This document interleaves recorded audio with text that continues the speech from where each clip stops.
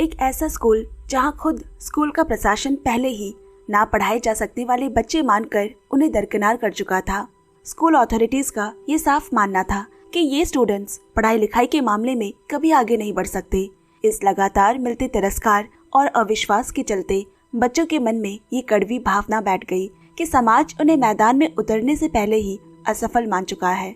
ये जो भी मैंने अभी अभी आपसे कहा वो सब बिल्कुल सच है। 1990 के दशक का लॉस एंजलिस एक ऐसा शहर जहां सड़कों पर सिर्फ ट्रैफिक नहीं बल्कि डर, नफरत और गैंग वॉर दौड़ते थे। अलग अलग नस्लों के लोग एक दूसरे के खिलाफ खड़े थे। हिंसा स्कूलों के अंदर तक पहुंच चुकी थी और कई युवाओं की जिंदगी किताबों से ज्यादा बंदूकों और गैंग के नियमों से तय होती थी। ऐसे ही माहौल में एक नई टीचर उस हाई स्कूल में कदम रखती है। स्कूल प्रशासन ने जिन बच्चों को नाकाम और ना पढ़ाए जा सकने वाले समझकर छोड़ दिया था, वही वो टीचर हार मानने वालों में से नहीं थी। उसने सभी नियमों और दायरों को लांघ कर कुछ ऐसा कर दिखाया जो सोचा भी नहीं जा सकता। आज की मूवी फ्रीडम राइटर्स संघर्ष की एक ऐसी जीवंत और सच्ची दास्तान है जो दिखाएगी कि कैसे एक टीचर के अटूट विश्वास ने नफरत की मजबूत दीवारों को गिराकर समाज द्वारा ठुकराए गए उन टूटे हुए बच्चों को अपने हक और वजूद की एक नई कहानी खुद लिखने की ताकत दी। मैंने ये मूवी दोस्तों काफी सालों पहले देखी थी और आखिर तक मैं भी काफी इमोशनल हो गई थी जब मेरे एक प्यारे सब्सक्राइबर ने इस मूवी का सजेशन दिया और मैंने सर्च किया तो मुझे अचानक से याद आ गया। थैंक यू सो मच मुझे फिर वो पल याद दिलाने के लिए। अब कहानी सुने। सन 1992 का वो दौर लॉस एंजलिस के इतिहास में एक काले अध्याय जैसा था। रॉडनी किंग एक 25 साल का ब्लैक मैन, उसके केस के फैसले ने पूरे शहर के रंगों में बारूद भर दिया था और देखते ही देखते भयंकर दंगे भड़क उठे। हिंसा की ये आग सिर्फ शहर के केंद्र तक सीमित नहीं रही बल्कि इसने आसपास के इलाकों को भी अपनी चपेट में ले लिया। सड़कों पर जलती गाड़ियां, दुकानों के टूटते शीशे और धुएं के बीच अपनी जान बचाकर भागते लोग, ये तनाव पास के शहर लॉन्ग बीच तक भी फैल चुका था। आने वाले महीनों में इस हिंसा ने 120 से भी ज्यादा लोगों की बलि ले ली। आपसी भाईचारा खत्म हो चुका था और गैंग्स अब पहले से भी कहीं ज्यादा आक्रामक होकर अपने इलाकों पर कब्जा जमाने लगे थे। लैटिनो, ब्लैक और एशियाई समुदाय के बीच नफरत और तनाव एक खतरनाक स्तर पर पहुंच गया था। इसी अशांत माहौल के बीच ईवा बेनिटोज नाम की एक छोटी लैटिना लड़की रहती थी। एक दिन उसके जीवन में खुशियों की एक छोटी सी किरण दिखी जब उसके पिता ने मुस्कुराते हुए उसे पास बुलाया और उसे बॉक्सिंग ग्लव्स तोहफे में दिए। वे हंसी मजाक में उसे पंच मारना सिखा रहे थे और कुछ पलों के लिए ऐसा लगा कि मानो दुनिया की सारी कड़वाहट गायब हो गई हो। इसके बाद ईवा घर की सीढ़ियों पर बैठकर स्कूल बस का इंतजार करने लगी। सड़क के उस पार उनका पड़ोसी रॉबर्टो अपनी कार साफ कर रहा होता है। ईवा ने उसे हाथ हिलाकर हेलो कहा और रॉबर्टो भी मुस्कुराकर जवाब देता है। तभी एक तेज रफ्तार कार वहां से गुजरी और गोलियों की आवाज से पूरा इलाका गूंज उठा। रॉबर्टो जमीन पर गिर पड़ा और देखते ही देखते उसकी शर्ट खून से लाल हो गई। अगले ही दिन पुलिस ने ईवा के पिता को इस जुर्म में गिरफ्तार कर लिया। ईवा का मानना था कि उसके पिता को सिर्फ इसीलिए फंसाया गया क्योंकि वो अपने इलाके में एक सम्मानित व्यक्ति थे और सिर्फ यही बात उन्हें शक के घेरे में लाने के लिए काफी थी। पिता के जाने के बाद ईवा धीरे धीरे गैंग्स की हिंसक दुनिया की ओर खींचती चली गई। गैंग का हिस्सा बनने के लिए उसे बेरहमी से पीटा गया, जो उनके यहाँ कठोर बनने की एक मैंडेटरी प्रोसेस थी। ईवा इसे लॉन्ग बीच गैंग की 3rd जनरेशन में शामिल होना कहती थी। अब उसकी जिंदगी डर और सावधानी के बीच झूल रही थी क्योंकि वहाँ चाहे आप लैटिनो हो, ब्लैक हो या एशियाई, आप पे हमला किसी भी वक्त हो सकता था। 2 साल गुजर गए पर दंगों के घाव अभी भरे नहीं थे। लॉन्ग बीच के वुड्रो विल्सन हाई स्कूल की हर गली और हर क्लासरूम में शहर का यही बंटवारा साफ दिखाई देता था। वो स्कूल जो कभी अपने कड़े अनुशासन और बेहतरीन शिक्षा के लिए जाना जाता था, अब जबरन लागू की गई इंटीग्रेशन नीति के कारण माहौल पूरी तरह बदल चुका था। अलग अलग इलाकों और एक दूसरे के जानी दुश्मन गैंगों से जुड़े स्टूडेंट्स अब एक ही छत के नीचे बैठने को मजबूर थे, जिससे बाहर की दुश्मनी अक्सर स्कूल के अंदर भी पहुंच जाती थी। इसी माहौल में एरिन ग्रूवेल नाम की एक नई टीचर स्कूल में कदम रखती है।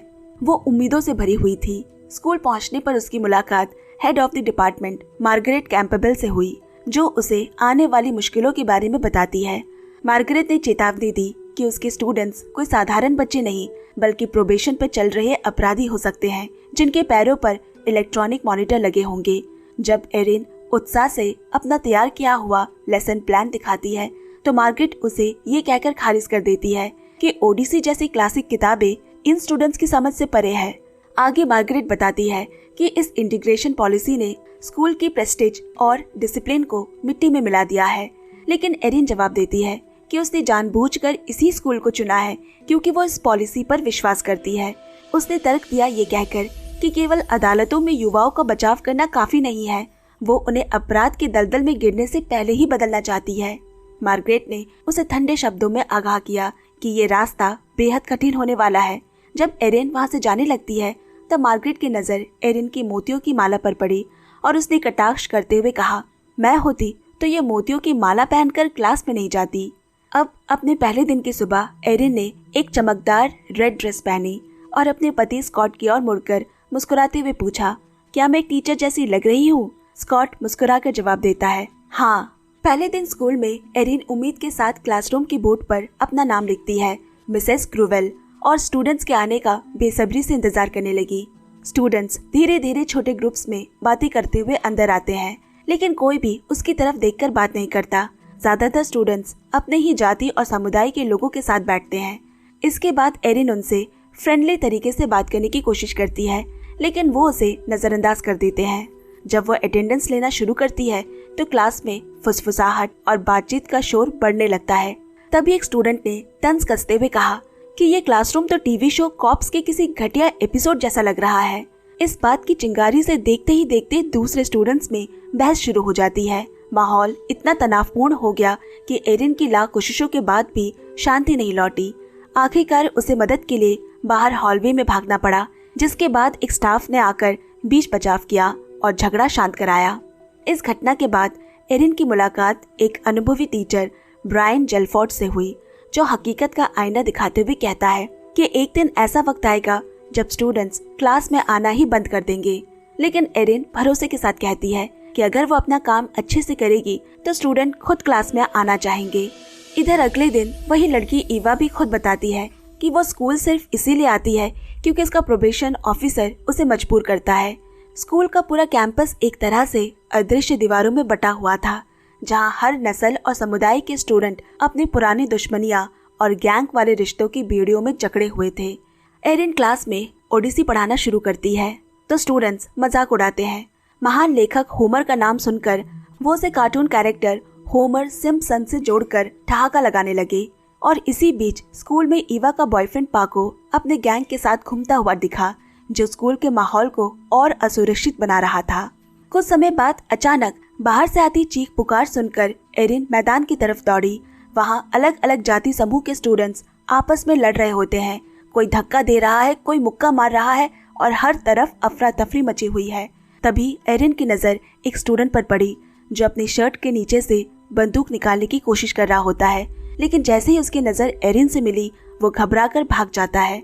मैदान खाली हो गया, लेकिन एरिन वही पत्थर जैसी खड़ी रह गई, पूरी तरह डरी और टूट चुकी थी। उस रात घर पर एरिन स्कॉट से कहती है कि उसे खुद को हारा हुआ महसूस हो रहा है। उसे डर है कि उसके पिता, जो पहले से ही उसकी नौकरी को पसंद नहीं करते, टीवी पर स्कूल की हिंसा की खबर देखकर और नाराज होंगे। कुछ समय बाद एरिन और स्कॉट उसके पिता के साथ डिनर कर रहे होते हैं और जैसा उसे उम्मीद थी, पिता ने साफ लहजे में कहा कि वो विल्सन स्कूल में अपनी काबिलियत और जिंदगी दोनों बर्बाद कर रही है और उसे किसी सुरक्षित जगह पर काम करना चाहिए। लेकिन एरिन हार नहीं मानती। अगले दिन वो एक नया तरीका अपनाती है। वो क्लास में म्यूजिक चलाती है और स्टूडेंट्स को उस गाने के लिरिक्स पढ़ने और समझने के लिए देती है, मगर स्टूडेंट्स इसे भी मजाक में उड़ा देते हैं। फिर एरिन एक साहसी कदम उठाते हुए सबकी सीटें बदल दी ताकि वो अपनी जाति की घेरे से बाहर निकल सके। कुछ दिन तो शांति रही, लेकिन नफरत की जड़ें बहुत गहरी थी और फिर से लड़ाई शुरू हो गई। अब एक रात ईवा एक किराने की दुकान पर होती है, जहां बाहर पाको और उसके दोस्त इंतजार कर रहे होते हैं। उसी समय उसकी कंबोडियन रेफ्यूजी क्लासमेट सिंडी अपनी सहेलियों के साथ दुकान में आती है।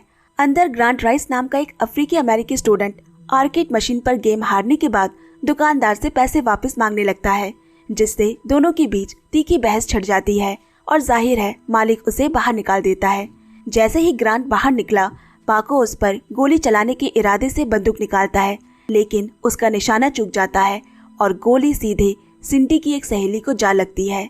घबराकर ग्रांट वहां से भाग निकला, पर अगले ही दिन पुलिस उसे इस हत्या के आरोप में गिरफ्तार कर लेती है। ईवा, जिसने पूरी घटना अपनी आंखों से देखी थी, उसे गवाही देने के लिए बुलाया जाता है, लेकिन वो पाको और अपने गैंग को बचाने के लिए अदालत में झूठ बोल देती है कि गोली ग्रांट ने ही चलाई थी। अब इधर स्कूल में एक दिन माहौल और भी कड़वा हो गया, जब टीटो नाम का स्टूडेंट अपने क्लास में जमाल का मजाक उड़ाने के लिए एक बेहद ही आपत्तिजनक और नस्लवादी कार्टून बनाया, जो धीरे धीरे दबे पांव पूरे क्लास में घूमने लगा और आखिरकार जब जमाल की नजर उस पर पड़ी तो वो अंदर तक आहत हो गया। एरिन क्लास का वो तनाव महसूस कर लेती है और इसी मौके का इस्तेमाल करते हुए वो स्टूडेंट से हॉलोकॉस्ट यानी यहूदी नरसंहार के बारे में बात करना शुरू करती है। लेकिन वो ये देखकर दंग रह गई कि उस पूरे क्लास में लगभग किसी को भी इस ऐतिहासिक त्रासदी के बारे में कुछ पता ही नहीं था, सिवाय एक गोरे स्टूडेंट के। तब एरिन ने एक ऐसा सवाल पूछा जिसने सबकी रूह कपा दी, तुम में से कितनों पर कभी गोली चलाई गई है? ये सुनते ही लगभग पूरी क्लास हाथ उठाती है। अचानक उस शोर शराबे वाले कमरे में एक सन्नाटा पसर गया।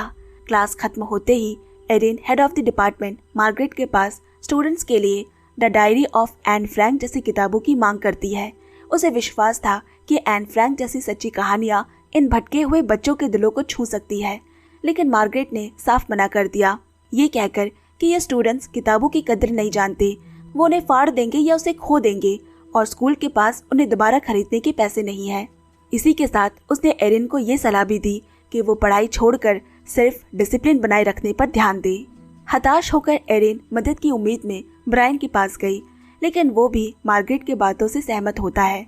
ब्रायन का मानना था कि इंटीग्रेशन एक असफल प्रयोग है और जो स्टूडेंट सच में पढ़ना चाहते हैं उन्हें उन लोगों की वजह से पीछे नहीं रहना चाहिए जिन्हें यहाँ होना ही नहीं चाहिए था। तमाम बाधाओं के बावजूद एरिन ने हार नहीं मानी। स्टूडेंट्स को करीब लाने के लिए वो एक नई एक्टिविटी करती है।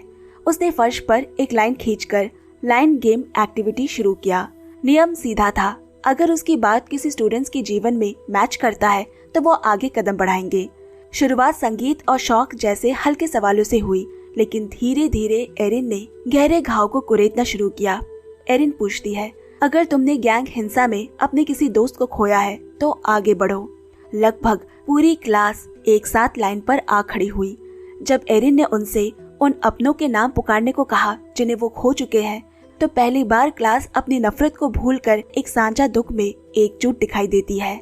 इसके बाद एरिन ने हर स्टूडेंट को एक डायरी दी और उनसे कहा कि वो उसमें अपने दिल की हर बात लिख सकते हैं, और वादा किया कि वो बिना परमिशन के उन जर्नल्स को नहीं पढ़ेंगी। धीरे धीरे स्टूडेंट अपनी डायरिया एरिन के पास छोड़ने लगे। उन पन्नों को पलटते ही एरिन के सामने खौफनाक हकीकत खुल गई। उनमें घरेलू हिंसा, बेघर होने का दर्द, नशे की लत और हर पल मौत के साये में जीने की दास्तानें दर्ज थी। अब अपने इन स्टूडेंट के भविष्य को संवारने के लिए एरिन एक्स्ट्रा काम करना शुरू करती है। पहले एक डिपार्टमेंट स्टोर में और फिर एक होटल में नौकरी शुरू कर दी। वो ये सब सिर्फ इसीलिए करती है ताकि अपनी कमाई से उन किताबों और एक्टिविटीज का खर्च उठा सके जिन्हें स्कूल मंजूरी नहीं देता। वो अपनी जेब से खरीदी हुई नई किताबें क्लास में लेकर आती है। उसे पता है कि ये किताबें उनके सिलेबस का हिस्सा नहीं है, लेकिन फिर भी वो चाहती थी कि बच्चे ऐसी कहानियां पढ़े जिनसे वो जुड़ाव महसूस कर सके। किताबों को बांटने से पहले वो स्कूल के डायरेक्टर डॉक्टर कॉन से मिलने जाती है ताकि कम से कम उनकी चुपचाप मंजूरी मिल सके। डॉक्टर कॉन थोड़े हिचकिचाए और मार्गरेट के साथ कोई परेशानी खड़ी ना करने की चेतावनी दी, लेकिन एरिन के भरोसे और जुनून को देखते हुए वो उनके रास्ते से हटने को तैयार हो गए। इसी दौरान ईवा जेल में अपने पिता से मिलने पहुंची और जो किताब उसे एरिन ने दी थी वो किताब उसने अपने पिता को दिखाई। उसके पिता ने किताब को देखा और एक तरफ रख दिया। उनका पूरा ध्यान आने वाले पाको के मुकदमे पर था।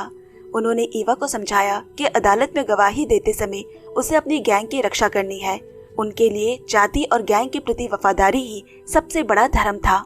दूसरी ओर एरिन अब एक और बड़ा कदम उठा रही थी।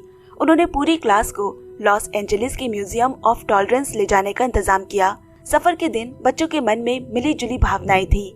म्यूजियम पहुंचकर जब उन्होंने हॉलोकॉस्ट, नस्ल के भेदभाव की प्रदर्शनियों को देखा, यातना शिविर की भयावह तस्वीर देखी और नरसंहार से बचे लोगों की आपबीती सुनी तो उनके भीतर नफरत की दीवारें दरकने लगी। उन्होंने पहली बार अपनी आंखों से देखा कि नफरत का अंत कितना भयानक हो सकता है। म्यूजियम के उस भावुक यात्रा का असर अब धीरे धीरे बच्चों के दिलों में उतरने लगता है। उनमें से कई स्टूडेंट्स के लिए ये पहली बार था जब उन्होंने इतिहास के पन्नों को अपनी खुद की जिंदगी के कड़वे अनुभवों से जोड़कर देखा। उन्हें समझ आने लगा कि हिंसा, भेदभाव और अपनों को खोने की टीस सिर्फ उनकी दुनिया तक सीमित नहीं है, बल्कि इतिहास में भी अनगिनत लोग इसी दर्द से गुजर चुके हैं। म्यूजियम के बाद एरिन उन सबको उसी रेस्टोरेंट में डिनर कराने के लिए ले गई जहां वो अपनी पार्ट टाइम नौकरी करती थी। जब उन्होंने अपने ही टीचर को एप्रन पहनकर लोगों को खाना परोसते देखा तो वो दंग रह गए। उन्हें पहली बार मालूम हुआ कि एरिन सिर्फ उनकी पढ़ाई और किताबों का खर्च उठाने के लिए दिन रात एक्स्ट्रा मेहनत कर रही है। डिनर के दौरान एरिन ने कुछ बेहद खास मेहमानों को वहां बुलाया था। ये वो लोग थे जो हॉलोकॉस्ट यानी कि यहूदी नरसंहार के जुल्मों को सहकर जिंदा बचे थे। जैसे ही उन बुजुर्गों ने अपनी दास्तान सुनानी शुरू की, पूरा कमरा एक भारी सन्नाटे में डूब गया। उन्होंने बताया कि कैसे उनकी आंखों के सामने उनके परिवार खत्म हो गए, कैसे वो महीनों तक काल कोठरियों में छिपकर रहे और हर पल मौत का सामना करते हुए भी जीने की उम्मीद नहीं छोड़ी। उन्होंने उन अनजान फरिश्तों का भी जिक्र किया जिन्होंने अपनी जान की बाजी लगाकर उनकी मदद की थी। स्टूडेंट्स ने एक एक शब्दों को ऐसे सुना जैसे वो उनके अपने जख्म हो। उन्हें समझ आया कि अतीत के अन्याय और उनके वर्तमान के संघर्षों के बीच एक गहरा नाता है। उस रात मार्क्स, जो आमतौर पर खामोश रहता था, घर जाकर अपनी डायरी में सिर्फ एक छोटी सी बात लिखी, मुझे अपनी माँ की बहुत याद आती है। ये वो सच था जिसे उसने बरसों से अपने सीने में दफन कर रखा था। अब स्कूल का नया साल शुरू होता है और एरिन अभी भी अपने स्टूडेंट्स के समूह के साथ बनी रहती है। पहले दिन उन्होंने जश्न के तौर पर सबको सेब के जूस से भरे प्याले दिए और बदलाव के नाम पर एक टोस्ट देने को कहा। उसने बच्चों को प्रेरित किया कि वो आज खुलकर बताए कि वो अपनी जिंदगी में क्या बदलना चाहते हैं। एक एक कर स्टूडेंट खड़े हुए। किसी ने गैंग की दुनिया को अलविदा कहने की कसम खाई तो किसी ने ग्रेजुएशन करने और कॉलेज जाने का सपना देखा। कुछ बच्चे अपने टूटे हुए परिवारों को जोड़ने की बात कर रहे थे और बाकी लोग पूरे सम्मान और शांति के साथ उस सामने खड़े बच्चे को सुनते। उस दिन पूरी क्लास नफरत की दीवारें तोड़कर एक परिवार की तरह एकजुट महसूस कर रही थी। इसी बीच स्कूल की एक बहुत ही टैलेंटेड ऑनर स्टूडेंट विक्टोरिया ने एरिन की क्लास में आने की इच्छा जताई। मार्गरेट उसे डराती है कि इन पिछड़े स्टूडेंट्स के साथ बैठने से उसके ग्रेड्स गिर जाएंगे, लेकिन विक्टोरिया ने उनकी नहीं सुनी। वो बस एरिन की उस जादुई क्लास का हिस्सा बनना चाहती है। ये खबर सुनकर सीनियर टीचर ब्रायन तो आग बबूला हो गया। उसका मानना था कि एरिन ऑनर स्टूडेंट्स को पढ़ाने के लिए काबिल नहीं है। ऐसे स्टूडेंट्स को तो उसके क्लास में होना चाहिए। हालांकि उसका विरोध भी विक्टोरिया के कदम नहीं रोक पाया। अब दूसरी तरफ घर पर जब एरिन ने खुशी खुशी स्कॉट को विक्टोरिया के बारे में बताया तो स्कॉट तारीफ करने की बजाय एरिन की क्षमता पर ही सवाल उठाता है कि क्या वो सच में ऐसे स्टूडेंट्स को पढ़ा सकती है। दोनों के बीच कड़वी बहस छिड़ गई। असल में स्कॉट को इस बात की भी चिढ़ थी कि एरिन सबको ये बताती फिरती है कि वो वापस आर्किटेक्चर में जाएगा, जबकि उसका अब ऐसा कोई इरादा नहीं था।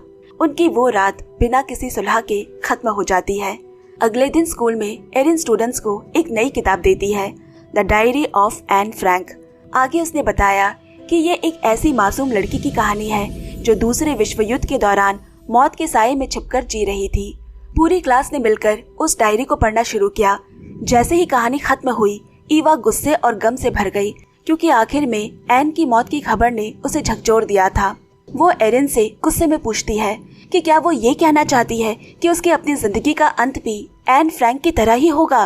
तभी मार्क्स ने बीच में कहा कि उसे मीप गेस का किरदार सबसे ज्यादा पसंद आया। वो निडर महिला जिसने अपनी जान जोखिम में डालकर एन के परिवार की मदद की थी। मार्क्स इतना प्रभावित था कि वो लाइब्रेरी भी गया ताकि उसके बारे में और पढ़ सके। जब क्लास को ये पता चला कि मीप गेस आज भी जीवित है तो सबने एक आवाज में मांग की कि उन्हें स्कूल बुलाया जाए। ये सुनकर एरिन एक पल के लिए ठिठक गई क्योंकि उसे पता था कि ये काम नामुमकिन के बराबर है। मीप गेस अब जीवन के अंतिम पड़ाव पर थी और यूरोप में रहती है। उन्हें लॉन्ग बीच बुलाना कोई आसान काम नहीं था क्योंकि इसमें काफी खर्च आने वाला था, लेकिन स्टूडेंट्स का जुनून अडिग था। उन्होंने ठान लिया कि वो अपनी मेहनत से पैसे जुटाएंगे।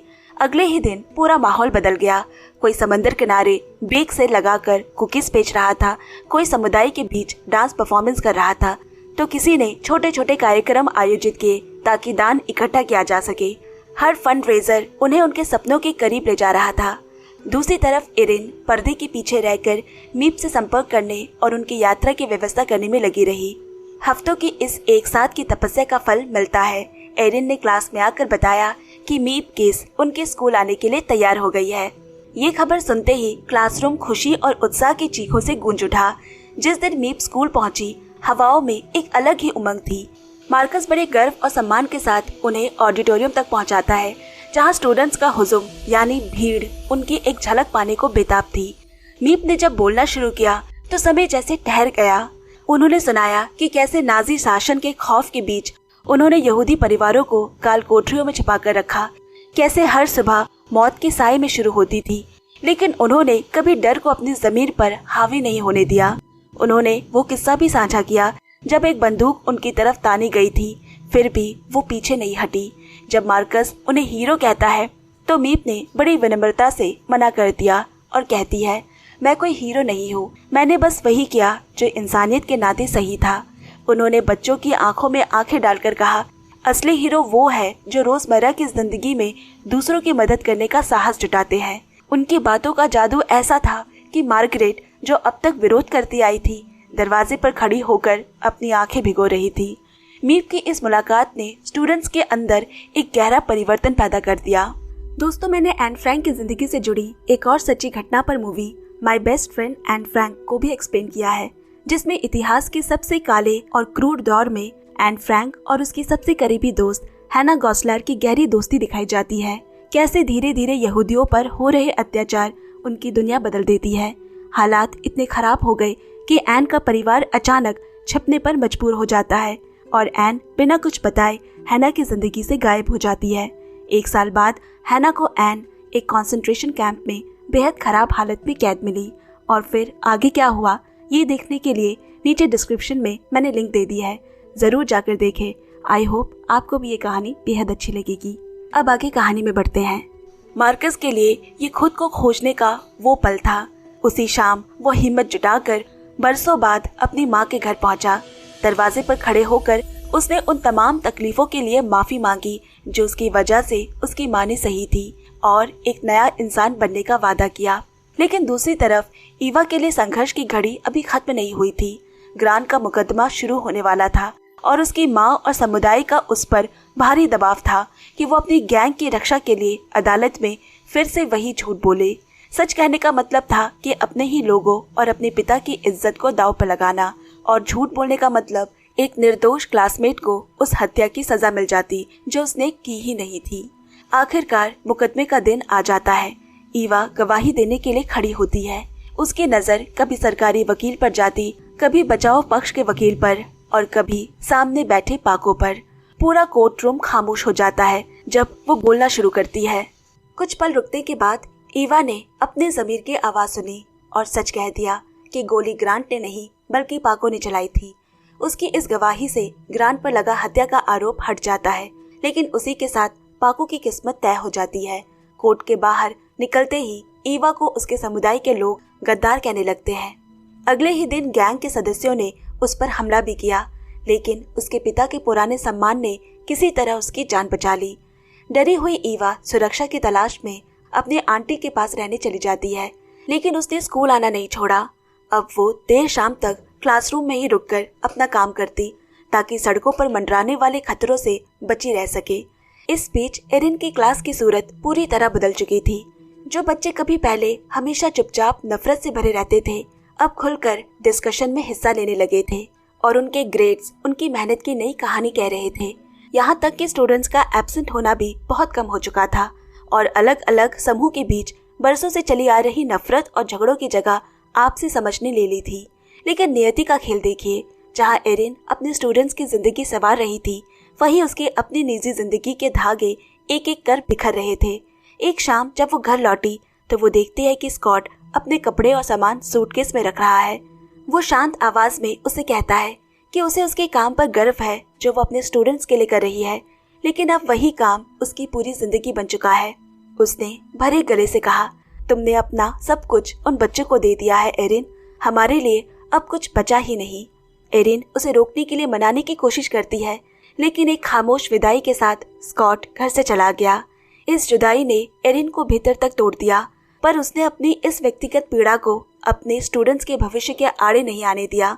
स्कूल में जब एरिन ने स्टूडेंट्स को ये बताया कि वो अब जूनियर ईयर में जाने वाले हैं, साथ ही उसने वो खबर भी दी जिसे सुनकर पूरी क्लास सुन रह गई। एरिन ने भारी मन से कहा कि अब वो उनकी टीचर नहीं रहेगी। ये सुनते ही क्लासरूम में गुस्से और बेचैनी की लहर दौड़ गई। कुछ नाराज हो जाते हैं, कुछ गुस्से में आ जाते हैं। जिन बच्चों ने बरसों की नफरत के बाद किसी पर भरोसा करना सीखा था, वो अब फिर से खुद को अकेला महसूस कर रहे थे। उन्हें अभी भी एरिन की जरूरत है। एरिन इस फैसले को बदलने के लिए मार्गरेट, प्रिंसिपल और डॉक्टर कॉन के पास पहुंची। मार्गरेट अपनी पुरानी जिद पर अड़ी रही कि अब जबकि क्लास ठीक से चलने लगी है, स्टूडेंट्स को एक्सपीरियंस टीचर के हवाले कर देना ही सही है।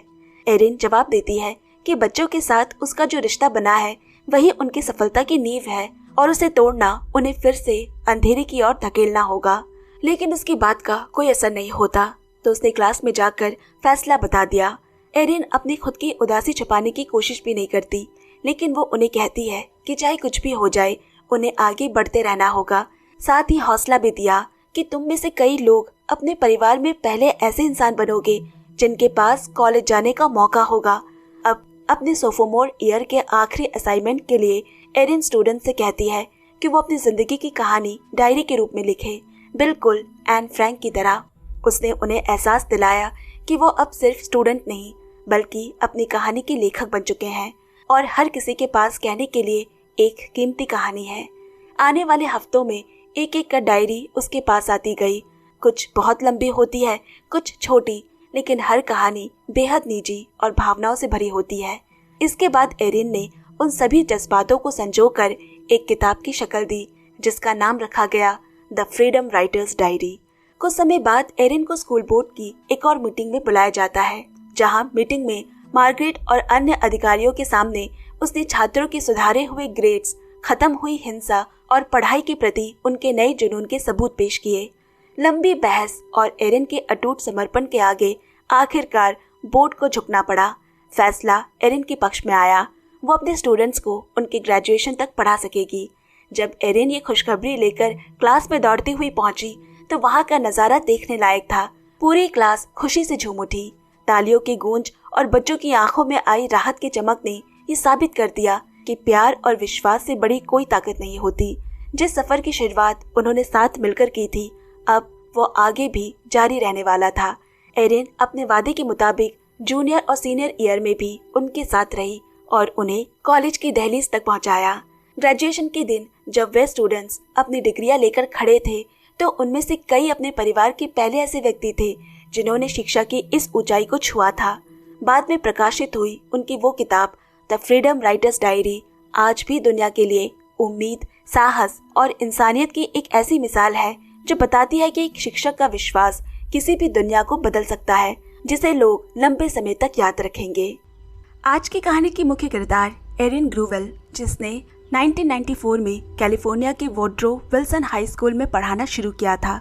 उस वक्त जब दंगा, हिंसा हर जगह फैल चुकी थी, यहाँ तक कि स्कूल में भी। एरिन ने अपने पढ़ाने का तरीका पूरी तरह बदला और अपने स्टूडेंट्स को दुनिया में हुए नस्लीय भेदभाव और नफरत के इतिहास के बारे में पढ़ाना शुरू किया, ताकि वे समझ सके कि हिंसा और बंटवारे का दर्द सिर्फ उनकी जिंदगी तक सीमित नहीं है। शेक्सपियर और क्लासिक किताबों की जगह उन्होंने the diary of Anne Frank जैसी सच्ची और भावनात्मक किताबें पढ़ाई, जिससे बच्चों को अपने संघर्षों के इतिहास से जोड़कर उन्हें देखने में मदद की। बाद में मीत कीस की बातें भी उन्होंने सुनी। इतना ही नहीं, उन्होंने अपने स्टूडेंट्स को डायरी लिखने के लिए भी प्रेरित किया और उन्हीं सच्ची कहानियों को बाद में द फ्रीडम राइटर्स डायरी नाम की किताब के रूप में प्रकाशित किया गया। ये किताब दुनिया भर में बेहद लोकप्रिय हुई और कई भाषाओं में ट्रांसलेट की गई। बाद में 2007 में इसी कहानी पर फ्रीडम राइटर्स मूवी बनाई गई। एरिन ने बाद में फ्रीडम राइटर्स फाउंडेशन की स्थापना भी की, जिसका उद्देश्य दुनिया भर के शिक्षकों और छात्रों को प्रेरित करना था। आज भी फ्रीडम राइटर्स की कहानी शिक्षक जगत में एक मिसाल मानी जाती है, क्योंकि इसने साबित किया कि जब कोई शिक्षक अपने छात्रों पर विश्वास करता है तो सबसे टूटी बिखरी हुई जिंदगी भी नई दिशा पा सकती है। इस मूवी में मीप किस भी इतिहास की एक जीती जागती सबूत होती है। वो दूसरे विश्व युद्ध के दौरान उन बहादुर लोगों में से थी जिन्होंने अपनी जान जोखिम में डालकर यहूदी परिवारों की मदद की। उन्होंने एन फ्रैंक और उसके परिवार को लगभग 2 साल तक नाजियों से छिपा कर रखा और उन्हें खाने व जरूरी सामान पहुंचाती रही। 1944 में जब एन फ्रैंक का परिवार पकड़ा गया तब मीप किस ने एन की डायरी के पन्नों को संभाल कर सुरक्षित रखा। बाद में उन्होंने वो पन्ने ऑटो फ्रैंक, एना के पिता जो परिवार के अकेले जीवित बचे सदस्य थे, उनको सौंप दिए, जिनसे आगे चलकर the diary of a young girl दुनिया की सबसे प्रसिद्ध किताबों में शामिल हुई। मीप किस हमेशा कहती थी कि वो कोई हीरो नहीं थी, उन्होंने सिर्फ इंसानियत का साथ दिया। यही बात उन्हें आज भी दुनिया भर के लोगों के लिए प्रेरणा बनाती है। मीप किस 100 साल पूरे कर साल 2010 में चल बसी। फ्रीडम राइटर्स की ये सभी असली किरदार आज फ्रीडम राइटर्स फाउंडेशन के जरिए दुनिया भर में फैले हुए हैं। जो बच्चे कभी जेल जाने वाले या मरने वाले थे, वो आज खुद टीचर्स, लेखक, काउंसलर्स और समाज सुधारक बन चुके हैं। ये फिल्म हमें सिखाती है कि जब तक हमारे पास हमारी कहानी, हमारी आवाज़ है और उसे सुनने वाला एरिन जैसा इंसान मौजूद है, तब तक दुनिया की कोई भी चीज़ हमें असफल नहीं बना सकती। अब चलिए, आज के लिए मैं आपसे विदा लेती हूँ। जल्द मिलूंगी अगले एक और नई कहानी के साथ। तब तक अपना साथ और प्यार देते रहे और गुड न्यूज़ जानने के लिए हमारे साथ बने रहे। Bye bye and take care.